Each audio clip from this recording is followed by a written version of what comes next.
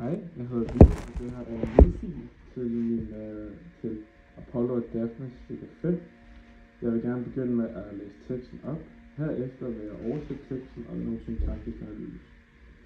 Hanc quoque foebus amat, posita que instigita dexter, sentit ad hoc tepidare novo subgortis dextus, complexique suis ramus ut membra lagertis, oscula dat lino, refugit tamen oscula lino, quae Deus, ad quoniam mea non potes is, arbor eri serpe, dixit mea semper habebunt, comma citare de nostrae aure fanebre.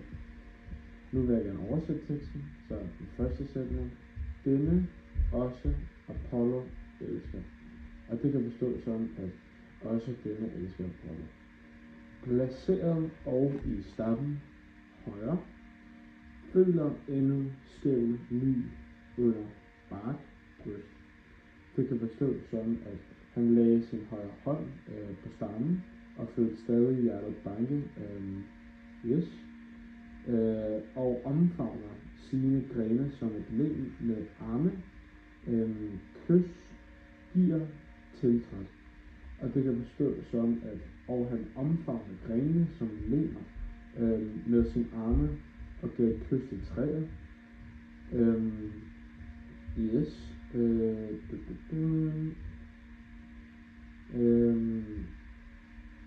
Afviser dog kystræ, men trækker sig ligesom tilbage fra kysten, fra kysttræet.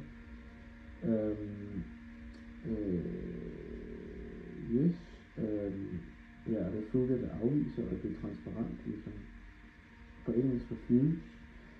For hvem Gud, når der ægtefælle min ikke kan ære træ, vil være sikkert sagde min. Og det kan forstås som, at så han trækker sig tilbage fra kysten, og så sagde Guden, eftersom du ikke kan være min hustru, vil du i venstre være mit træ, og så jeg altid vil have dig, har dig, sætter dig vores lave bue. Og det kan forstå sådan, mit træ, dit leve, det skal altid krone mit hår, det skal altid røre mit hår, min lyre og mit kokkelave. Og nu vil jeg gerne lave en syntaktisk analyse i teksten. Så Hanc, det er direkte objekt, det er et pronomen. Quoque er adverbialet. Foebus betyder Apollo, for det er nominativ, og det er subjekt. Amat er verbalet, det betyder elsker, og det står i tredje person singularis presens indicativ aktiv. Posita er adverbialet. Que er konjunktion. Instigita dexter er en lang adverbialet, hvor der er dexter, der står i nominativ singularis feminine, og henviser tilbage til posita, som der står i nominativ. Sentit er tredje person singularis presens indicativ aktiv, og står i verbalet og subjekt. Ad hoc betyder endnu, så det er verbalet. Og så har vi trepidare novo subcortis pectus, som er en langs direkte objekt, hvor trepidare står i infinitiv, novo står i ablativ, sub står også i ablativ, og så er trepidare og pectus, de hænger sammen, og det er et propositionsled, og novo subcortis er adverbialet, som hører under det her langt direkte objekt. Complexique er nominativ, hvor kompleks står i subjekt, og que er styret under konjunktion. Suis står i ablativ, og ramos står i akkusativ, hvor suis er subjekt, og ramos er direkte objekt. Ut er underordnet konjunktion. Membra er direkte objekt og står i akkusativ, mens lacertis er ablativ og er subjektet. Oscula står i akkusativ, og det vil sige, at den er et direkte objekt, dat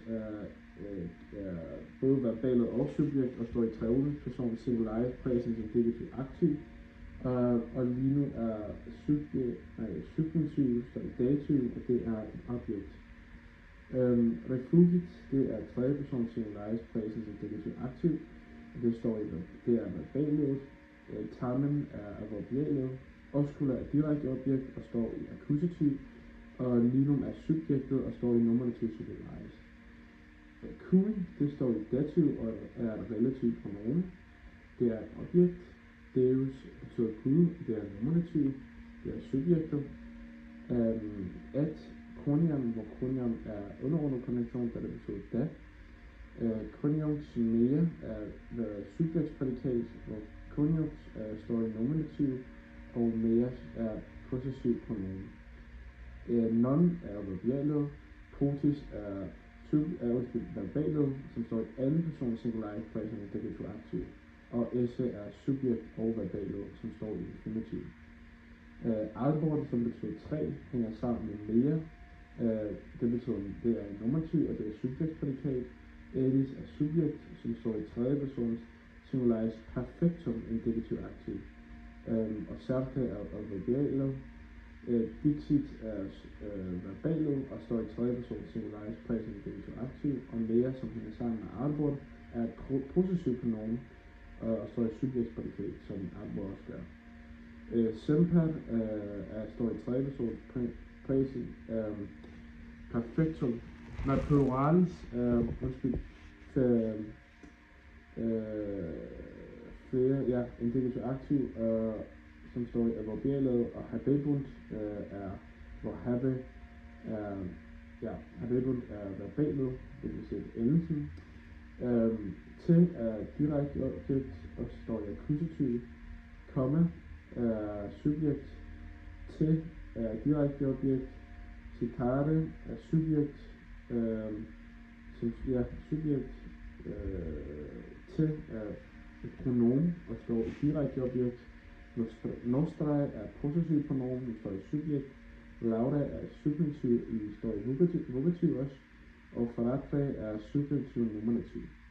Og her kan vi se, at alle 4 subjekter i den her linje hænger sammen, så det er komma, citare, nostrae og faratre.